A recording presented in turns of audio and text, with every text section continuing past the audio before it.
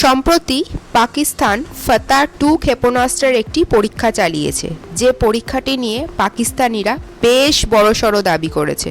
নমস্কার বন্ধুরা, দেশ কথা চ্যানেলে আপনাদের স্বাগত। ক্ষেপণাস্ত্র পরীক্ষা নিয়ে পাকিস্তানিরা কী দাবি করেছে সেই নিয়েই আজকে দেশ কথায় বিশেষ খবর।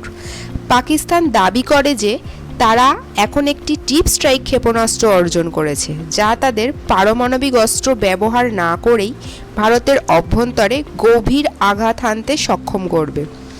এই পাকিস্তানি ক্ষেপণাস্ত্রটির পাল্লা 290 থেকে 400 কিলোমিটার পর্যন্ত।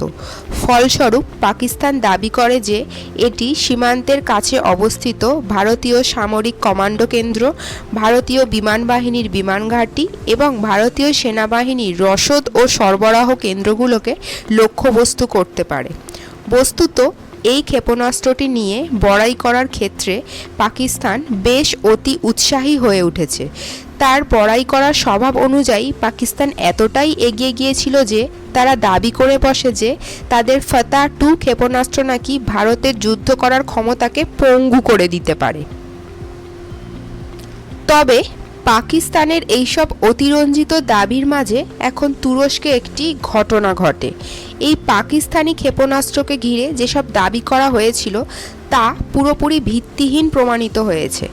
এই আলোচনার কেন্দ্রবিন্দুতে রয়েছে তুরস্কের STM ডিফেন্স কোম্পানি, এমন একটি প্রতিষ্ঠান যা মূলত ক্ষেপণাস্ত্র সংক্রান্ত তথ্য এবং কৃত্রিম বুদ্ধিমত্তার সহায়তায় যুদ্ধের মহড়া বা সিমুলেশন পরিচালনার কাজে বিশেষ পারদর্শী। STM ডিফেন্স মূলত এই বিশদ ধারণা প্রদান করে। যুদ্ধের ময়দানে বা সংঘাতের পরিস্থিতিতে নেওয়া সম্ভাব্য সুনির্দিষ্ট কিছু সিদ্ধান্তের সম্ভাব্য ফলাফল কী হতে পারে সেই নিয়ে তারা বিশদ ধারণা প্রদান করে। তাছাড়া এটি বিশ্লেষণ করে দেখে কোনো নির্দিষ্ট অস্ত্র বা ক্ষেপণাস্ত্র মোতায়েনের ফলে যুদ্ধের ময়দানে নানাবিধ কী পরিস্থিতির উদ্ভব হতে পারে। এখন ঠিক এই প্রসঙ্গটি নিয়ে যুক্তরাজ্য ভিত্তিক গবেষণা প্রতিষ্ঠান international institute of strategic studies অর্থাৎ IISS তাদের প্রকাশিত মিলিটারি ব্যালেন্স নামক প্রতিবেদনের একটি অত্যন্ত গুরুত্বপূর্ণ তথ্য প্রকাশ করেছে। ওই প্রতিবেদন অনুযায়ী তুরস্কের STM তাদের নিজস্ব যুদ্ধ মহড়ার ইঞ্জিন থেকে প্রাপ্ত যুদ্ধের বিভিন্ন তথ্য উপাত্ত বিশ্লেষণ করে এই সিদ্ধান্তে উপনীত হয়েছে যে পাকিস্তানের ফাতাহ-2 ক্ষেপণাস্ত্রটি ভারতের বহু স্তর বিশিষ্ট প্রতিরক্ষা ব্যবস্থাকে ফাঁকি দিতে বা ভেদ করতে সম্পূর্ণভাবে অক্ষম হবে।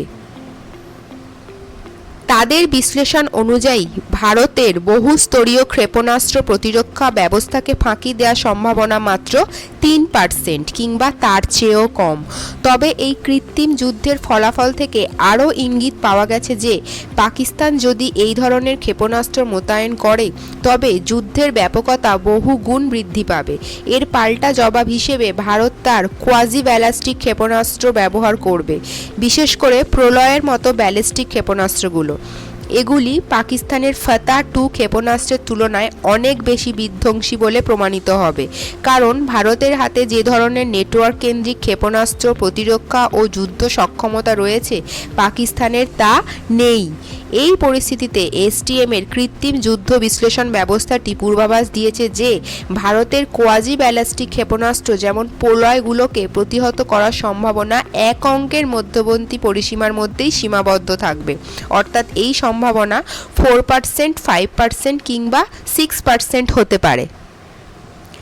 কৃত্রিম যুদ্ধ বিশ্লেষণ সংক্রান্ত প্রতিবেদন থেকে আরও বিস্তারিত জানা গেছে যে পাকিস্তান কোথা থেকে ফাতাহ-2 ক্ষেপণাস্ত্রটি উৎক্ষেপণ করেছে। ভারতের জন্য এটি ট্র্যাক করা খুব একটা কঠিন হবে না, কারণ ভারতের নেটওয়ার্ক কেন্দ্রিক যুদ্ধ সক্ষমতা রয়েছে। ভারতের 3টি সশস্ত্র বাহিনী সমুদ্র থেকে আকাশ পর্যন্ত পরস্পরের সঙ্গে সংযুক্ত। এমনকি ভারতের একটি অত্যন্ত শক্তিশালী ইলেকট্রনিক যুদ্ধ সক্ষমতাও রয়েছে। অতএব পাকিস্তানের ফাতাহ-2 ক্ষেপণাস্ত্র ভারতীয় আকাশসীমায় এমন কোনো জায়গা পাবে না যেখান থেকে এটি ভারতকে ফাঁকি দিতে পারে। এটি একটি তুর্কি প্রতিরক্ষা সংস্থার দ্বারা পরিচালিত একটি সিমুলেটেড আক্রমণ। যুদ্ধের ফলাফল দেখায় যে যদিও পাকিস্তানের ফাতাহ-2 ক্ষেপণাস্ত্র পাকিস্তানের ক্ষেপণাস্ত্রের বিকল্প বাড়িয়েছে, তা সত্ত্বেও এই ক্ষেপণাস্ত্রটি পাকিস্তানকে ভারতের উপর কোনো উল্লেখযোগ্য সুবিধা দেবে না। এখন পাকিস্তান যদি সেখানে বসে ভেবে থাকে যে এই ক্ষেপণাস্ত্রটি যুদ্ধের মোড় ঘুরিয়ে দেওয়ার মতো প্রমাণিত হবে, তবে তা হবে পাকিস্তানের সবচেয়ে বড় বোকামি। কারণ পাকিস্তানের পরিস্থিতি ঠিক তেমনই রয়ে গেছে যেমনটি ছিল গত বছর, যেখানে ভারত অত্যন্ত সহজেই পাকিস্তানের যে কোনো আক্রমণ প্রতিহত করতে সক্ষম। তবে পাকিস্তানের পক্ষেও এখনও ভারতের পাল্টা আক্রমণ প্রতিহত করা বা তা সামলে ওঠা সম্ভব নয়। ভিডিওটি আজ এখানেই শেষ করছি বন্ধুরা। ভিডিওটি যদি আপনাদের ভালো লেগে থাকে তাহলে লাইক, কমেন্ট এবং সাবস্ক্রাইব করে আমাদের আরও উৎসাহিত করবেন। ধন্যবাদ।